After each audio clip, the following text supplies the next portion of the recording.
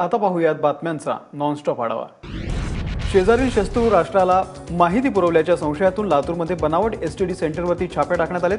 कारवाईमध्ये शंकर बिराजदार आणि रवी साप्ते या दोघांना अटक करण्यात आली आहे। जम्मू काश्मीरमधील लष्कराच्या गुप्तचर विभागाच्या माहितीनंतर महाराष्ट्र एटीएस, लातूर पोलीस आणि दूरसंचार विभागाने ही कारवाई केली आहे। भाजप अध्यक्ष अमित शहा या मुंबईच्या दौऱ्यावरती असतानाच मुंबई महानगरपालिकेने शहांच्या स्वागतासाठी लावलेले पोस्टर उतरवलेत। त्यामुळे उद्धव ठाकरेंची भेट घेण्याआधी सेनेची सत्ता असलेल्या महापालिकेने भाजपच्या प्रयत्नांना सुरुंग लावल्याचं बोललं जात आहे।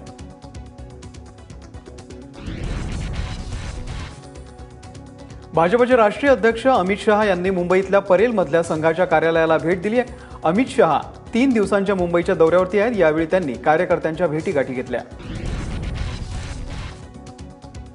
आज मुंबईत पेट्रोल 15 पैशांनी स्वस्त मिळणार आहे, तर डिझेल 22 पैशांनी स्वस्त झालंय।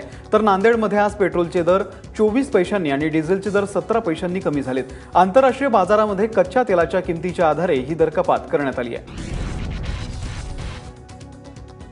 मुंबईत आता तुम्ही घरातून निघण्यापूर्वीच तुम्हाला हव्या त्या ठिकाणी गाड्या पार्क करू शकाल, कारण मुंबई महानगरपालिकेने आता पार्किंगची जागा बुक करण्यासाठी ऑनलाईन पार्किंग व्यवस्था तसंच ॲप सुरू करण्याचा निर्णय घेतलाय। पहिल्या टप्प्यामध्ये दक्षिण मुंबईमधील 8 वाहनतळांवरती ही सुविधा उपलब्ध करून देण्यात येणार आहे। येत्या सप्टेंबरमध्ये वडाळा, घाटकोपर, ठाणे आणि कासार-वडवली मार्गावरच्या मेट्रो 4 या प्रकल्पाला सुरुवात होणार आहे। त्यामुळे ठाणे मुंबईसह हार्बर मार्गाला सुद्धा आता कनेक्टिव्हिटी मिळणार आहे। मेट्रोची कामं झाल्यानंतर मुंबईकरांना मोठा दिलासा मिळणार आहे। तब्बल 24 वर्षांनंतर मुंबईला न्याय मिळाला आहे। 1993 मधील साखळी बॉम्बस्फोट प्रकरणी गँगस्टर अबू सालेम आणि मुस्तफा डोसासह 6 जणांना दोषी ठरवण्यात आलं असून एकाची निर्दोष मुक्तता करण्यात आली आहे। सोमवारपासून या सर्वांच्या शिक्षेवरती सुनावणी होणार आहे, तर न्यायालयानं अब्दुल कय्यूमची सुद्धा निर्दोष मुक्तता केली आहे। पुण्याहून सोलापूरकडे जाणारी रेल्वे वाहतूक मध्यरात्रीपासून पूर्ववत झाली आहे। हडपसरजवळ मोठमोठाले पोस्टर रेल्वे रुळावरती पडल्यानं काल संध्याकाळपासून काही काळ वाहतूक थांबवण्यात आली होती। रात्री पोस्टर बाजूला हटवून तसंच साचलेल्या पाण्याचा निचरा झाल्यानं आता वाहतूक पूर्वपदावरती आली आहे। नाशिकमध्ये प्रलयाला कारणीभूत ठरलेल्या प्लास्टिकचे डोंगर एका दिवसाची सफाई मोहिमेतून उभे राहिले आहेत, कारण एका दिवसामध्ये साफ केलेल्या ड्रेनेज लाईनमधून नाशिकमध्ये तब्बल 46 टन कचरा काढण्यात आलाय। त्यामुळे पूरस्थिती बिकट झाल्याचा दावा पर्यावरणवाद्यांनी केलाय। 15 जूनपर्यंत आलेल्या आकडेवारीनुसार आयकर विभागाकडे एकूण 1,01,024 कोटींचा आयकर जमा झालाय। गेल्या वर्षीय तुलनेत यंदा करदात्यांनी जमा केलेल्या करामध्ये 26.2% वाढ झाली आहे।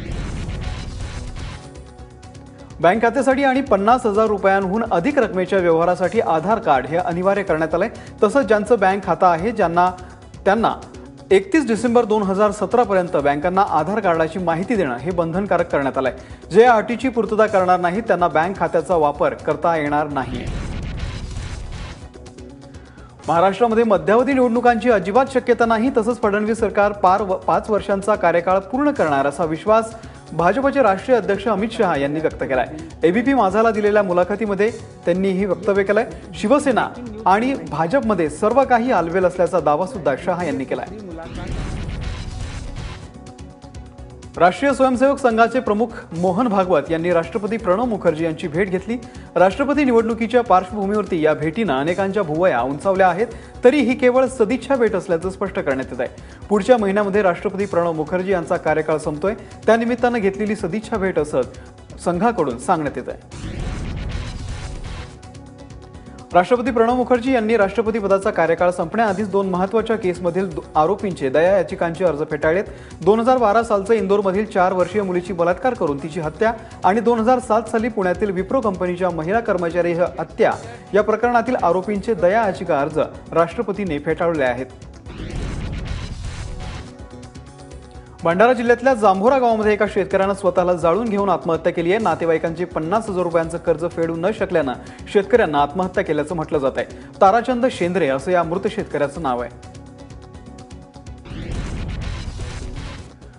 सुमारे 11 किलो केटामाइन नावाचं ड्रग्ज चिपळूण पोलिसांनी विविध ठिकाणांहून जप्त केलं। या ड्रग्जची किंमत आंतरराष्ट्रीय बाजारपेठेमध्ये 4 कोटींच्या घरात आहे। पोलिसांना मिळालेल्या माहितीनुसार चिपळूणमधील विरेश्वर कॉलनीमध्ये सापळा रचून संशयास्पद हालचाली करणाऱ्या संतोष कदम नामक व्यक्तीला पोलिसांनी ताब्यात घेतलंय।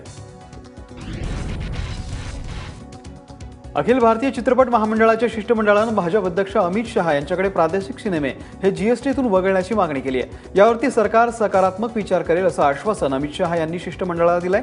अमित शहा आणि चित्रपट महामंडळाचे शिष्टमंडळ यांच्यामध्ये काल रात्री उशिरा बैठक पार पडली। एखाद्या अभयारण्यामध्ये अथवा व्याघ्र प्रकल्पामध्ये तुम्ही पर्यटक म्हणून गेलात आणि तुमच्या समोर वाघांची झुंज लागली तर? चंद्रपूरच्या ताडोबा अंधारी व्याघ्र प्रकल्पातील एका पर्यटक जिप्सीपुढे असाच बाका प्रसंग ओढवला। कुटुंबासह व्याघ्र दर्शनासाठी आलेल्या एका कुटुंबाच्या जिप्सीपुढे चक्क 2 वाघोबा झुंजले आणि मग जो काही थरार अनुभवाला मिळाला तो शब्दांच्या पलीकडचा होता।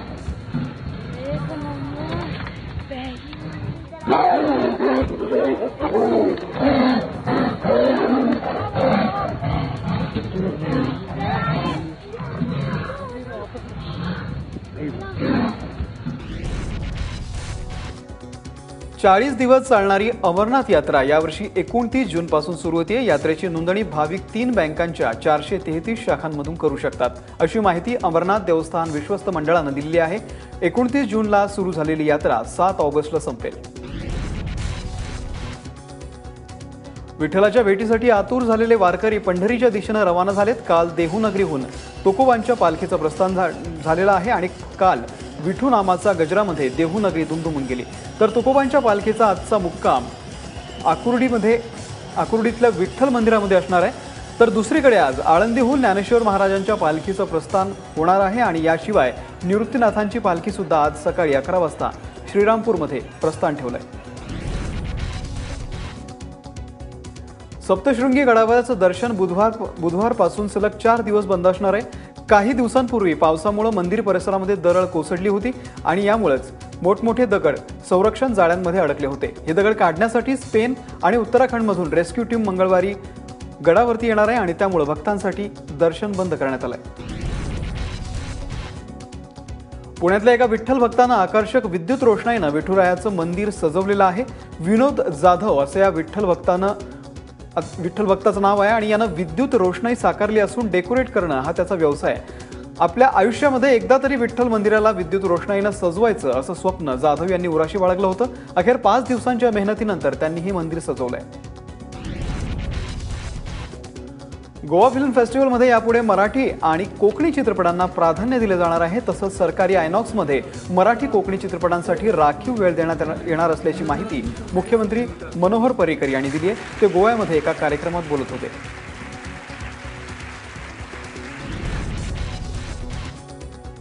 महिलांवर अत्याचाराचा आरोप करणारा टीव्हीएफचा सीईओ अरुणब कुमारनं आता कंपनीच्या संचालक पदावरून पायउतार होण्याचा निर्णय घेतलाय। कंपनीच्या आणि ब्रॉन्डच्या नावे आपल्यावरती महिलांवरती अत्याचार केल्याचे आरोप लावण्यात आल्याचं अरुणब कुमारनं ट्विट करून सांगितलंय। अरुणब कुमारवरती कंपनीच्या माजी कर्मचारी महिलेनं अत्याचाराचा आरोप लावला होता। बांगलादेशला हरवून चॅम्पियन्स ट्रॉफीच्या फायनलमध्ये दाखल झालेली टीम इंडिया बर्मिंगहॅमवरून लंडनला रवाना झाली आहे। पण कर्णधार विराट कोहली आपल्या सहकाऱ्यांसोबत लंडनला रवाना होऊ शकला नाही, कारण विराटला सध्या डोकेदुखीचा त्रास होतोय। हॉटेलमधून बाहेर पडताना आपलं डोकं दुखत असल्याची तक्रार फिजिओ पॅट्रिक फरहाट याच्याकडे करताना एबीपी माझाच्या दृश्यांमध्ये विराट कोहली स्पष्ट दिसतोय।